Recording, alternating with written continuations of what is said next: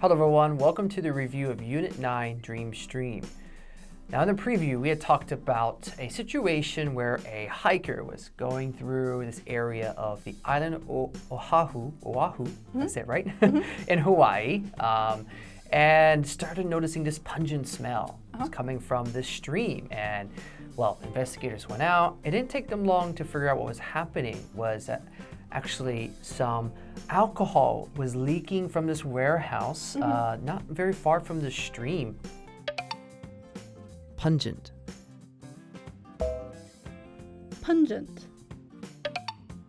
And this warehouse was owned by Paradise Beverages, an alcoholic company who made beer and other things. And well, while it might sound not that harmful, because what's a little bit of alcohol and water, a little bit of buzz or something, it actually has a lot of negative effects on the environment and Hawaii's very limited fresh water supply. Right. It's a very big issue on the island. And just like the very aptly named company, Paradise Beverages, they did not realize this was happening, and so they quickly, sought a remedy to fix this. But it does bring up a lot of concerns over the current limited situation about fresh water and the factors that might happen around that. Specifically, there is kind of over-tourism, and there's salinization of a lot of this fresh water that gives drinking water, washing water to all the residents of the island. Aptly. Aptly. Salinization. Salinization. And so it's very serious to take, not just to enjoy a little bit of a buzz or funny idea. It might be comical, but it's very serious. So I kind of wanted to ask a question about that, is specifically on over-tourism in Hawaii or other countries' case. What are some negative side effects of over-tourism, and what should Hawaii do about that? The first question is easier than the second question. All right. So I think over-tourism, it usually destroys the environment. So you get people, going off into trails and leaving garbage and possibly harming the wildlife and other things. So it can be a really big problem, especially for a place like Hawaii that is known for its nature. Hawaii has a lot of species that aren't in anywhere else in the world. So if people are dumping trash and doing things that will harm the plants or animals or anything like that, it's a huge problem. What to do about it is a really big issue, especially for a place like Hawaii, because it is so heavily reliant on tourism.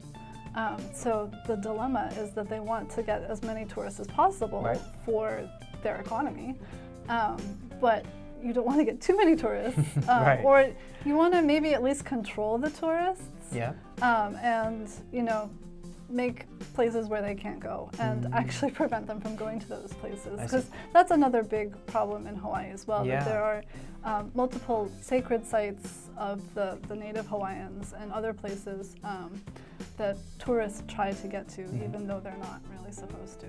I see. It's a really big problem for Hawaii, and it's a really big dilemma because they're trying to balance their economy and their tourist-based economy with the over-tourism. What do you think?